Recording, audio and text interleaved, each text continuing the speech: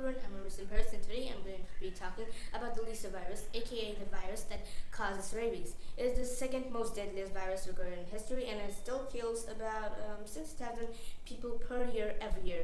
Now, we need to know how the Lyssa virus infects, what it does, and how it kills people. To actually know what the Lyssa virus truly is. Lyssa virus is a very simple virus. It contains only 5 proteins, and this is enough for it to hijack the brain. Now, first, you get bitten by an infected animal that has the Lyssa virus, like say on your leg or your hand. Then Lyssa virus enters your bloodstream. After it enters your bloodstream, it goes straight to the brain. Now, this process is very stealthy, but it is very slow.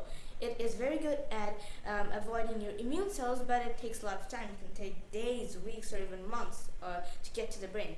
Now, once it does get to the brain, it tries to hijack a neuron.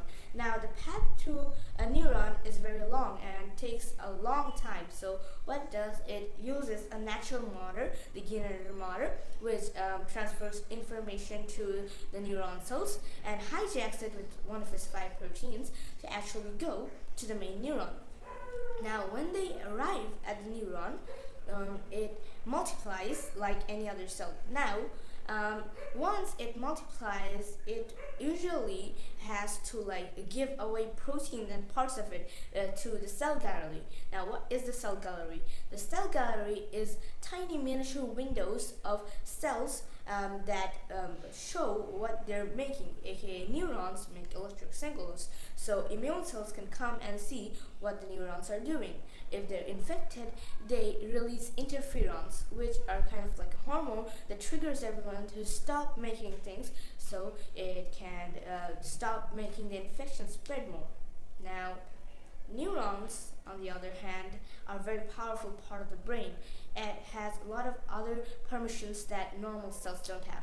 Now, when Lyssa virus hijacks the neuron cells, they don't have the power to give out interferons anymore, which leads a lot of other unexpected neurons to get infected quicker than they expected. Now, it's very slow with Lyssa virus. It jumps from one neuron to another neuron, unlike most viruses, which destroys the host after using it, which triggers a mass immune reaction. Now, a few weeks in and the virus has spread a lot, now the immune system notices that something is wrong and the cell windows aren't working properly. So they give the most strongest weapon they have, the killer T cells, to check out what's happening.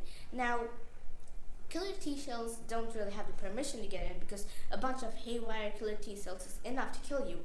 So they have to be invited in and can be kicked out. So when they come in, they look for the infected neuron. The Lyssa virus can hijack the neuron and say it, so the killer T cells commit suicide, which destroys the whole cell's body. Now, they spread like this and spread like this until they get to the brainstem, which in stage you die.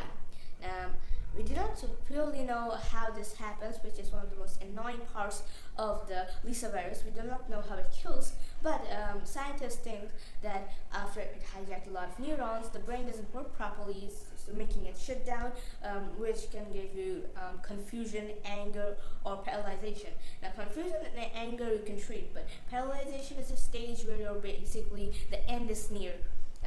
When you will get paralyzed, you fall into a coma, and then you'll just wait for one organ after another organ just fail. Now, this can lead to your death. So there are no possible cures for the Lyssa virus, but there is a vaccine. The Lyssa virus is very slow, so the vaccine can be taken after you're getting infected. Now, the Lyssa virus is a special curriculum that is, after it hijacks the brain, it slowly travels back into the place it came from, aka to the mouth and the place where it is injected in, and then your saliva gets infected with the Lyssa virus. We still do not know how this happens, but when the saliva gets into your teeth, it triggers a mass response of anger. So this is how the animals attack you when they see you. They're angry and they bite you, and the Lyssa virus drops into your bloodstream. Now, let's say this will happen to you and you have Lyssa virus in your saliva. Doesn't this make us apocalyptic scene? No, there have been no recorded cases of the Lyssa virus getting infected by a bite of a human. This is the most annoying thing I find about the Lyssa virus. It takes so months and years and energy to get to your brain and hijack it so you can spread this virus to other animals and stuff, but there has been no recorded case. If they didn't infect human and dogs and things like that, they could have at least made some useful things, like the dog can bite another dog and that can spread Lyssa virus. But no, they attack us humans and basically useless. They die with us. There's no point of multiplying inside a body. We do not bite. We fight with our hands and stuff like that. So there is a cure, but it's a vaccine, and we do not know how it kills, we do not know how it travels, and we are basically in the darkness about Lyssa virus, although we have studied it for centuries and decades and stuff like that. So, that's all for today. Thank you for listening to me. Assalamu alaikum.